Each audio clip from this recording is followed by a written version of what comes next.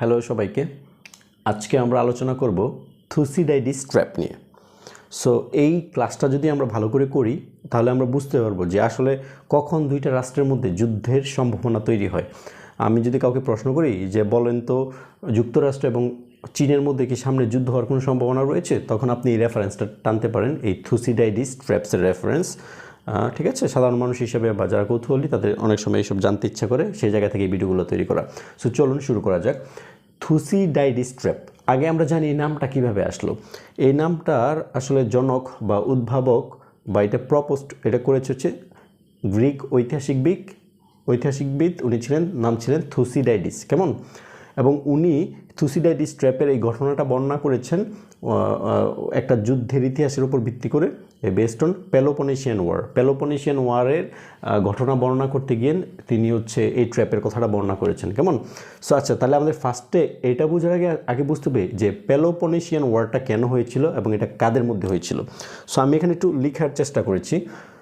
Peloponnesian war দুইটা শহর রাষ্ট্রের মধ্যে হয়েছিল। একটা রাষ্ট্র ছিল প্রাচীন গ্রিসে, ওটার নাম ছিল স্পার্টা, এবং আরেকটা শহর রাষ্ট্র ছিল যার নাম ছিল অ্যাথেন্স। এই যে হিয়ার, এটা হচ্ছে অ্যাথেন্স আর এটা হচ্ছে স্পার্টা, কেমন। শহর রাষ্ট্র বলতে আসলে কী বোঝায়? শহর রাষ্ট্র বলতে তাদেরকে বোঝায় এই প্রতিটা শহরেরই আলাদা করে স্বায়ত্তশাসিত সরকার রয়েছে, সেনাবাহিনী রয়েছে, রাজনৈতিক কাঠামো রয়েছে। ঠিক তেমনিভাবে অ্যাথেন্সেরও স্বায়ত্তশাসিত সরকার রয়েছে, সেনাবাহিনী রয়েছে এবং রাজনৈতিক কাঠামো রয়েছে।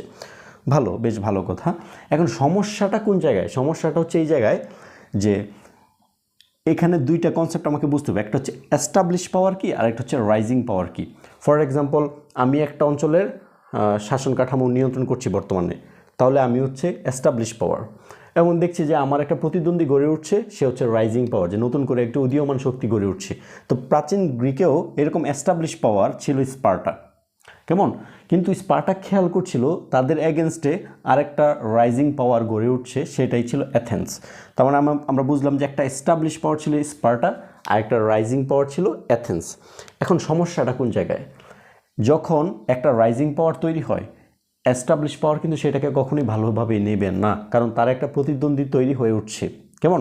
তো সেখান থেকেই থুসিডাইডিস এটাকে এভাবে বর্ণনা করেছিলেন যে it was the rise of Athens and that gives fear to Sparta and ultimately creating a fear often lead to a war।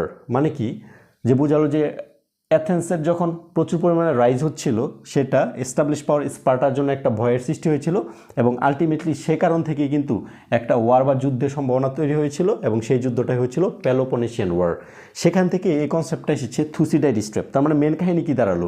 Establish পাওয়ার কখনই কিন্তু এই রাইজিং পাওয়ারকে পছন্দ করে না, এবং তাদের মধ্যে দ্বন্দ্ব বা সংঘাতের কারণে আলটিমেটলি সেটা একটা যুদ্ধের রূপ নিতে পারে, কেমন।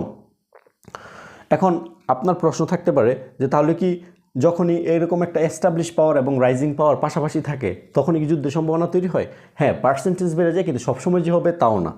যেমন আমরা একটা উদাহরণ দিতে পারি, স্নায়ুযুদ্ধের সময় তৎকালীন সোভিয়েত ইউনিয়ন এবং যুক্তরাষ্ট্রের মধ্যেও কিন্তু এরকম থুসিডাইডিস ট্র্যাপ তৈরি হয়েছিল। তৎকালীন কী হয়েছিল আমরা বলতে পারি, এস্টাবলিশ পাওয়ার ছিল যুক্তরাষ্ট্র, তার এগেনস্টে নতুন করে আবার কে তৈরি হয়েছিল।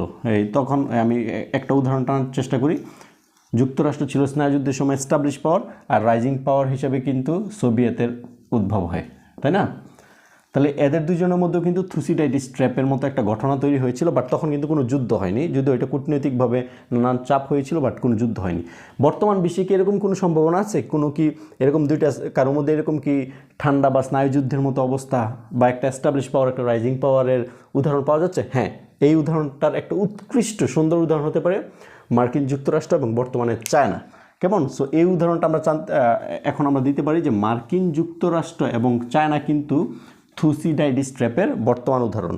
তাহলে আমি বলতে পারি, দেখেন বর্তমান পৃথিবীর একটা হেজিমন বড় শক্তি আসলে কে? মার্কিন যুক্তরাষ্ট্র। তাহলে তারা হচ্ছে এস্টাবলিশ পাওয়ার। ওকে, এখন চায়নাও কিন্তু অর্থনৈতিকভাবে বিশ্বের এখন বড় বড় রাষ্ট্রকে টেক্কা দিচ্ছে এবং তারা ফ্রন্টলাইনার হয়ে গেছে, অর্থাৎ তারা তাদের উত্থানটা দেখার মতো। তাহলে হচ্ছে তারা রাইজিং পাওয়ার। তাহলে চায়না হবে রাইজিং পাওয়ার, মার্কিন যুক্তরাষ্ট্র হবে এস্টাবলিশ পাওয়ার। তাহলে কি মার্কিন যুক্তরাষ্ট্র কি চায়নার এই উত্থানটাকে ভালোভাবে নিবে? কখনোই নিবে না, এবং তাদের মধ্যে একটা টানাপোড়েন সংঘাতের সৃষ্টি হতেই পারে, সেটাই একটা ট্র্যাপের সৃষ্টি হলো।